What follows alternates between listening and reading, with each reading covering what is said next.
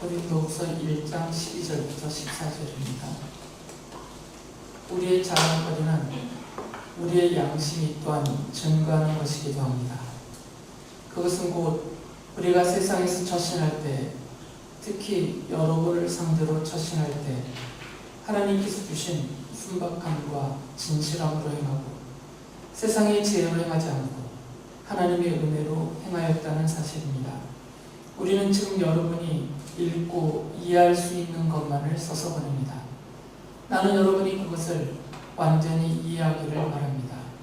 여러분이 우리를 이미 부분적으로는 이해했습니다마는 우리 주 예수의 날에는 여러분이 우리의 자랑거리이듯이 우리가 여러분의 자랑거리가 될 것입니다. 고린도 전서와 고린도 후서를 읽어보신 분들은 아실 수 있는데요. 내용이 좀 차이가 큽니다. 고린도 전서는 바울이 좀 더 깊이 있는 내용들, 신학적으로도 교리적으로도 깊이 있는 내용들을 꽤 많이 다뤘어요. 그리고 자신의 목회자로서 또 사도로서 갖고 있는 그런 생각들, 또 교회에 대한 기대, 이런 것들을 많이 담아서 보냈습니다. 그런데 고린도 후서에는 그 고린도 전서에 비하면 상당히 가볍게 느껴질 정도의 그런 내용들만 기록이 되어 있어요. 그 이유에 대해서 지금 읽어드린 부분에서 바울이 설명을 합니다. 고린도 교회 성도들 중에서 아직도 그 많은 사람들이 바울에 대한 그런 오해를 했었고 지금 많이 해소가 되었지만 여전히 바울에 대해서 오해하고 있는 사람들이 아직도 남아있어요. 그리고 이 고린도 교회는 바울에 대한 그런 오해로 인해서 발생된 문제들 때문에 많은 아픔과 어려움을 겪었던 것이다. 그래서 바울이 고린도후서 1장 10절에서는 아직 나에 대해서 당신들이 부분적으로밖에 이해하지 못하고 있습니다 라고 지적을 했어요. 그러니까 아주 완전하게 받아들이지 못했다는 거죠.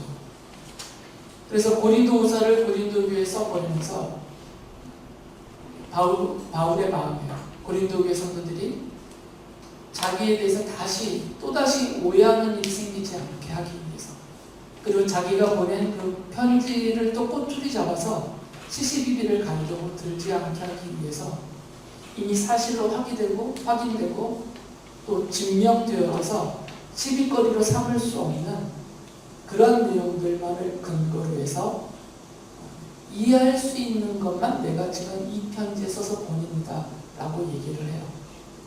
아주 조심스럽죠. 이런 면만 봐도 바울 사도가 고린도의 성도들을 얼마나 생각하는지를 느낄 수가 있어요. 하고 싶은 얘기는 많겠지만 또 지적하고 책망하고 권면하고 강하게 하고 싶은 얘기들은 많이 자기 마음속에 있겠지만 바울이 그것들을 써서 보내지 않습니다. 왜 그러냐면 성도들이 오해할까 봐, 성도들이 상처를 입을까 봐, 또다시 어려움에 빠질까 봐 바울이 그런 것들은 쓰지 않겠다라고 하는 거죠. 대신에 이해할 수 있는 것만, 다시 말하면 받아들일 수 있는 것만 내가 지금 써서 보냅니다 라고 말해요. 고린도후서 1장 13절에서 바울이 이렇게 썼습니다. 우리는 지금 여러분이 읽고 이해할 수 있는 것만을 써서 보냅니다. 나는 여러분이 그것을 완전히 이해하기를 바랍니다.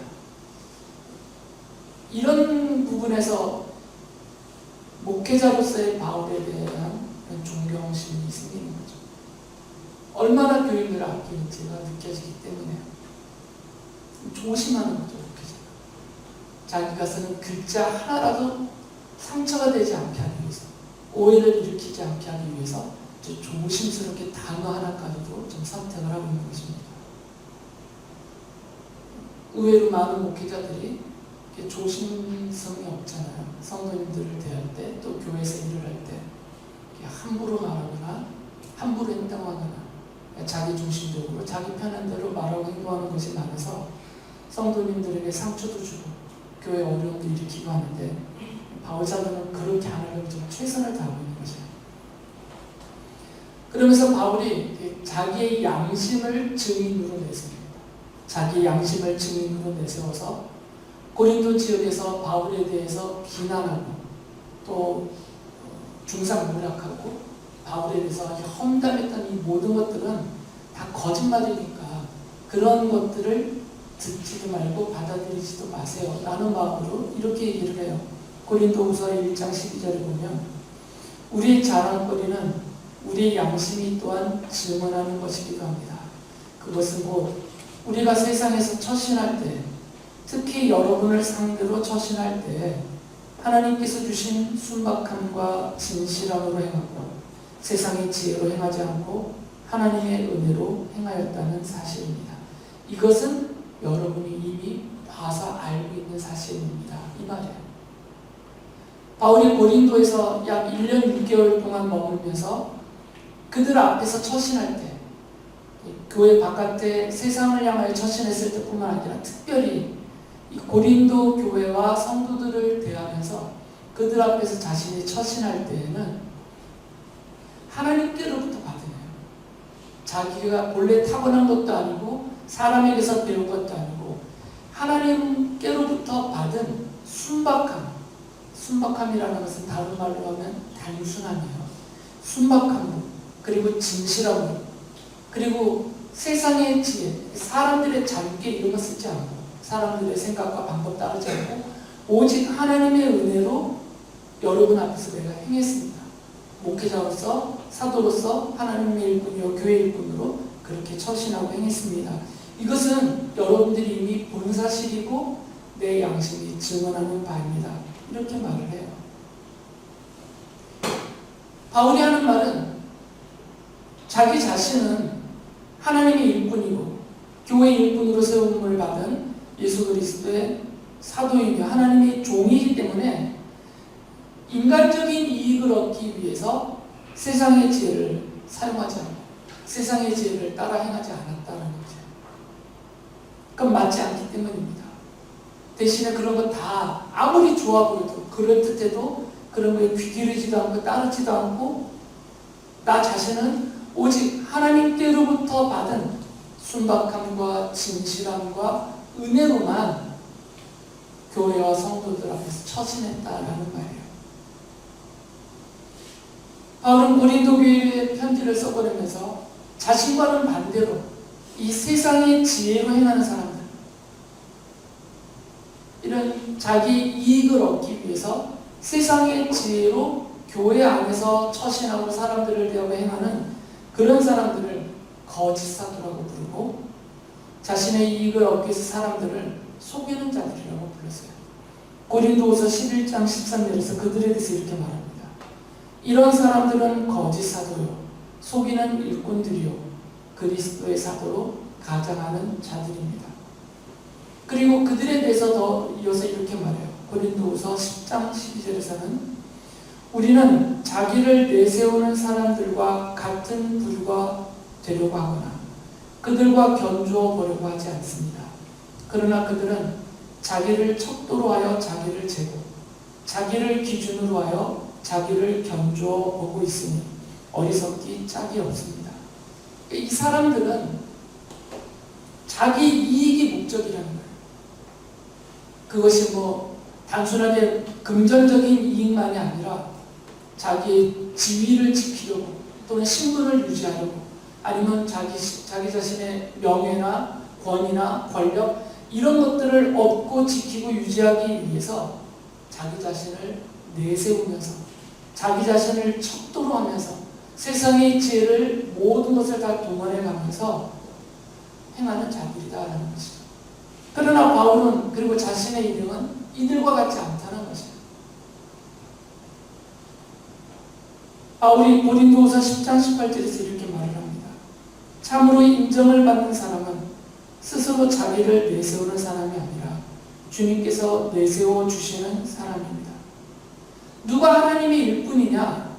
자기 자신을 스스로 내세우는 사람이 아니고 자기를 알아달라고 자기 자신을 지키려고 자기의 힘과 자기의 지위와 이런 것들을 지키려고 막 자기를 주장하고 세상의 지혜를 사용해가면서 강압적으로나 권위적으로 행하는 그런 사람들이 하나님의 일꾼이 아니고 하나님이 교회와 성도 앞에 내세워 주는 사람, 하나님께서 인정해 주셔서 교회와 성도 앞에 내세워 주는 사람, 이 사람들이 진정한 진실한 하나님의 일꾼이다라고 말하는 거죠.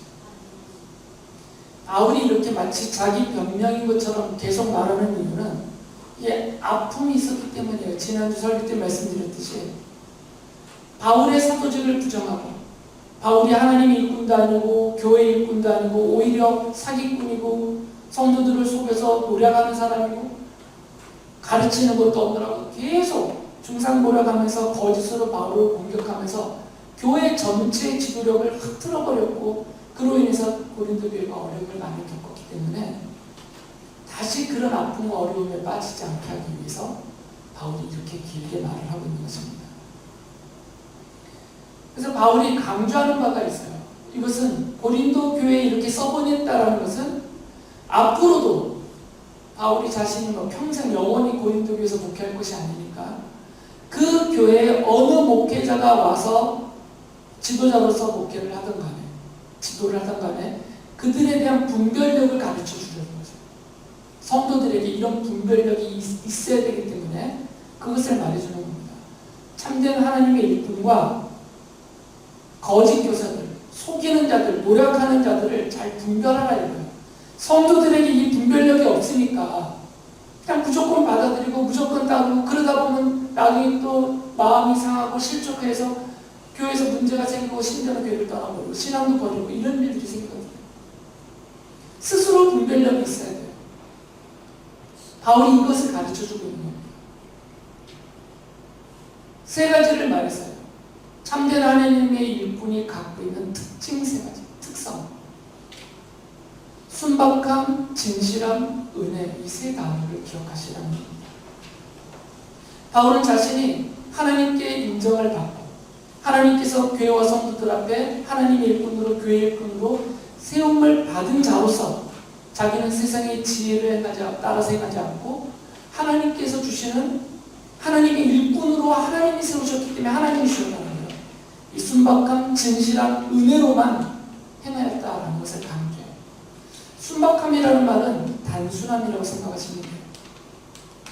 하나님의 일꾼은, 교회 일꾼은 단순해야 된다는 거죠. 복잡하면 안 돼요. 그냥 목회자로서, 일꾼으로서 단순하게 그 일에만 전념하면 된다고 해요. 물론 워낙 다재다능한 분들이 많습니다. 그래서 그 재능을, 그 능력을 억제하거나 감출 수 없어서 이 일도 하고 저 일도 하고 할 수 있어요. 그러나 교회를 위한 하나님의 일꾼으로서는 적합하지 않다. 바울이 그 얘기를 하는 거예요. 아무리 내가 재능이 많아도 또 가진 지혜가 많아서 다른 방면도 많이 알고 성공할 수 있다 하더라도 하나님의 일꾼으로 세움을 받았습니다. 교회 일꾼으로 세움을 받았으면 단순해지라고 해요. 교회를 위해서, 성도를 위해서만 모든 것을 집중하는 이런 단순함이 있어야 된다는 겁니다. 바울은 정말 단순하게 사용했습니다. 사실 당시대 바울만큼 학식을 갖추고 능력을 갖고 있고 또한 재능과 사회적인 신분 이런 걸 갖춘 사람이 교회 세계 안에 많지 않았어요. 그러나 바울은 그것들을 스스로 표현하기를 배설물을 여기면서 다 버렸다고 했어요. 그리고 단순해졌다는 겁니다.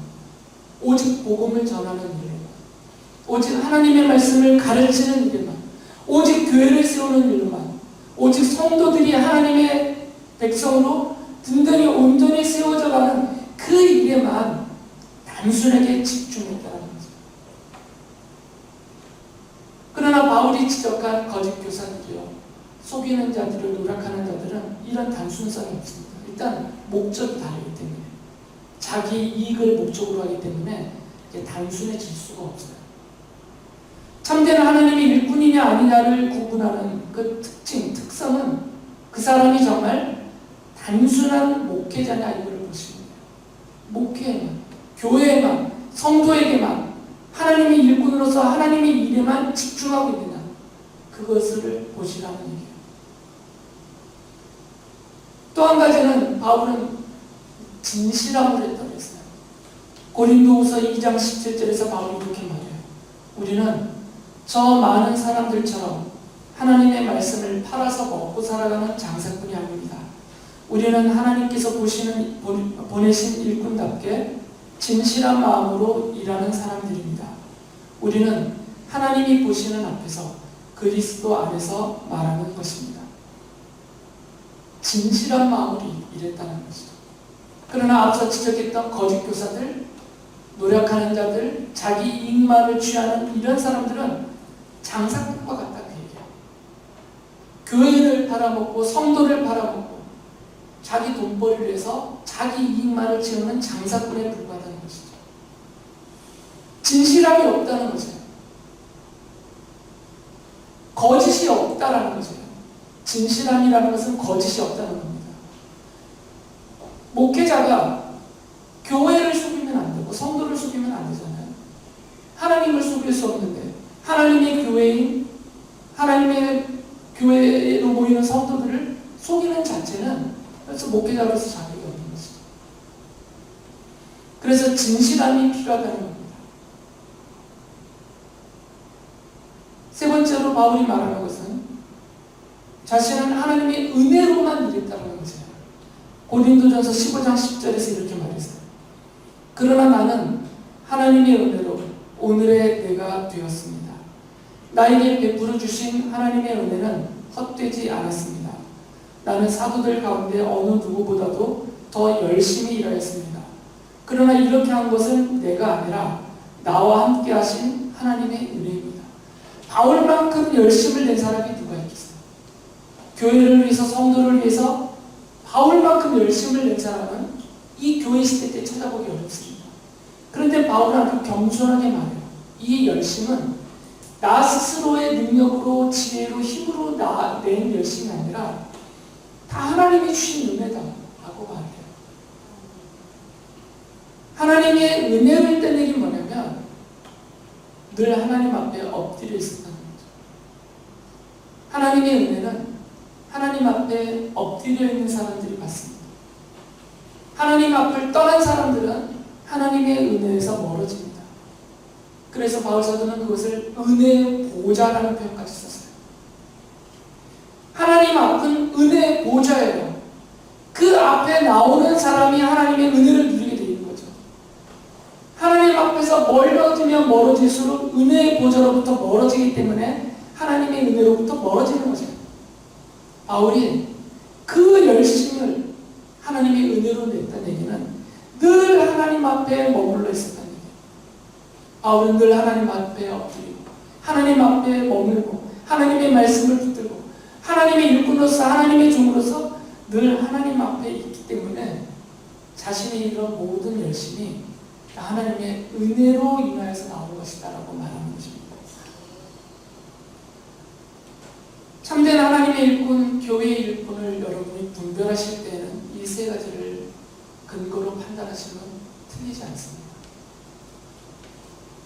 목회자로서, 교회 일꾼으로서 단순한 것, 그리고 하나님과 교회와 성도 앞에서 진실한 것, 그리고 늘 하나님의 은혜의 보좌 앞에 머물러 있는가. 그럴 때 하나님의 은혜가 그를 통해서 나옵니다. 이 세 가지로 살펴보시면 됩니다. 바울이 이렇게 강조하는 것은 교회의 일꾼, 하나님의 일꾼은 교회 그리고 성도들에게 자랑거리가 되어야 되기 때문이에요. 하나님의 일꾼으로서 교회를 위하여 일하는 교회의 일꾼이 교회의 수치거리가 되면 안 돼요. 교회의 자랑거리가 되어야 되지 않겠어요? 교회 일꾼이라고 자처하는 사람들이 세상적인 이익을 얻으려고 세상의 지혜로 교회에서 일을 하면 안 돼요. 그렇게 하면 교회 자랑거리가 아니라 오히려 교회와 성도들을 부끄럽게 만들고 괴롭게 하고 교회의 자랑거리가 아니라 비난거리가 되기 때문이에요.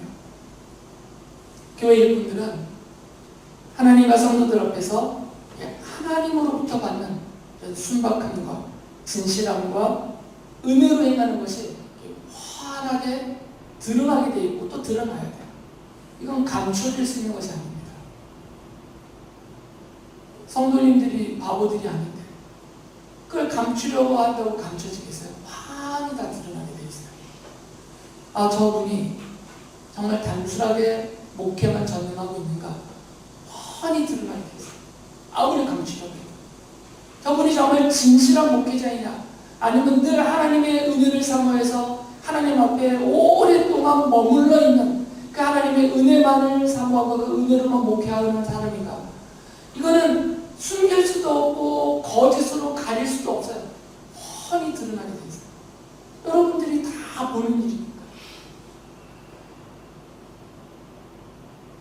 그러면 성도들의 눈에 보이는, 교회의 눈에 비춰지는 그 목회자, 그 하나님의 일꾼이요, 교회 일꾼으로 세움받은 그런 사람들이 훤히 다 드러나는데 교회의 자랑거리가 되느냐, 교회의 근심거리가 비난거리가 되느냐, 이건 너무나 명백하게 밝혀지게 되어져 있는 것이죠.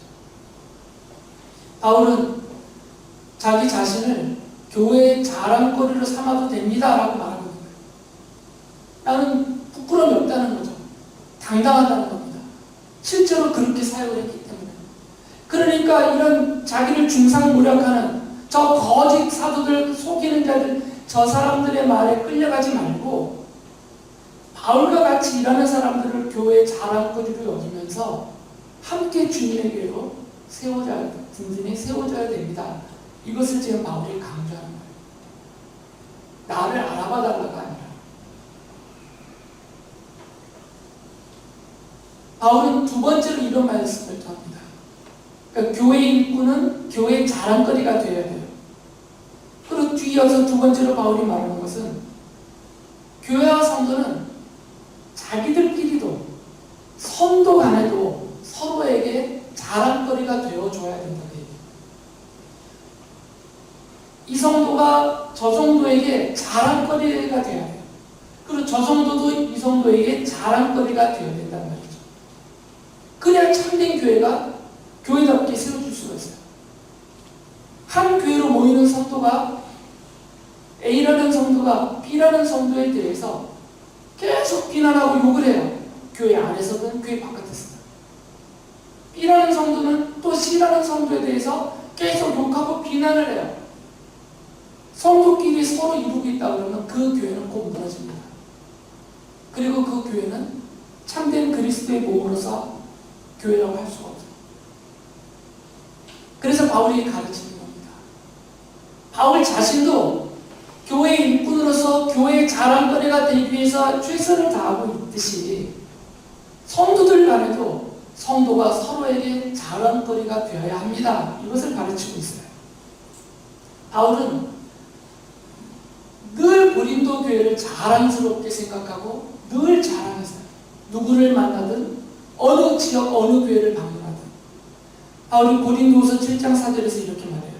나는 여러분에게 큰 신뢰를 두고 있으며 여러분을 매우 자랑스럽게 생각합니다. 우리의 온갖 환난 가운데서도 나에게는 위로가 가득하고 기쁨이 넘칩니다. 고린도 교회 때문에 위로와 기쁨이 넘치고 있다는 겁니다.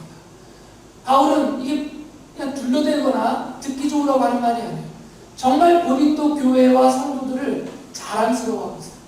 그래서 실제로 바울은 자기의 제자인 디도에게 고린도 교회에 대해서 엄청 자랑을 했어요. 고린도후서 7장 14절에서 바울이 그 사실을 이렇게 말합니다. 내가 여러분을 두고 디도에게 자랑한 일이 있었는데 여러분이 나를 부끄럽게 하지 않았습니다. 우리가 여러분에게 모든 것을 진실하게 말한 것과 같이 우리가 여러분을 두고 디도에게 말한 자랑도 진실한 것으로 드러났기 때문입니다. 바울은 자기를 따르는 디도를 비롯한 자기를 따르는 사람들에게 고린도 교회에 대해서 계속 자랑을 했어요. 고린도 교회로 모이는 성도들에서 자랑을 했단 말이죠. 그리고 바울이 자랑한 그 자랑이 사실로 확인이 되었어요. 그러니까 거짓된 자랑이 아니라는 거죠. 그리고 바울은 다른 지역을 방문할 때에도 그 지역에 있는 교회로 모이는 성도들에게 고린도 교회에 대해서 늘 자랑을 했어요. 고린도후서 9장 2절에서 이렇게 바울이 말합니다. 여러분의 열성을 내가 알고 있기 때문입니다. 나는 마케도니아 사람들에게 아가야에서는 지난해부터 준비가 되어 있다 하고 자랑하고 있습니다. 여러분의 열성을 듣고서 많은 사람이 분발하였습니다. 아가야는 고린도가 속하여 있는 지역이죠. 고린도 교회를 말하는 겁니다. 아가야 지역에서는 고린도 교회가 가장 중심된 교회이기 때문에 바울이 그 북부에 있는 마케도니아 지역을 가서는 그 지역에 있는 교인들을 방문할 때 아가야 지역에 있는 고린도 교회에 대해서 자랑을 했다는 말이죠. 이 교회로 모이는 성도들의 그 열성에 대해서 자랑을 했어요. 다른 데 가서도 마찬가지입니다. 고린도서 8장 24절에서 이렇게 말해요. 그러므로 여러분은 그들에게 여러분의 사랑을 보여주십시오. 그리하면 그들을 파송한 교회들이 그것을 보고서 우리가 그들에게 여러분을 자랑한 것이 참된 것이었음을 확인할 것입니다. 고린도 교회에 바울이 디모데를 보내고 디도를 보내고 또 자기와 함께 일하는 일꾼들을 계속 보내서 자기가 못 가니까. 그런데 이 일꾼들은 다른 지역에서 파송한 일꾼들이에요. 바울과 함께 이 전도 사역을 하라고. 그러니까 이분들이 고린도 교회에 가서 고린도 교회에 대한 바울이 자랑했던 내용들을 확인하면 이분들을 파송한 그 교회들이 바울이 한 자랑을 알게 될 거다라는 거죠. 그러니까 바울이 가는 곳마다 고린도 교회에 대해서 자랑을 했다라는 것이죠.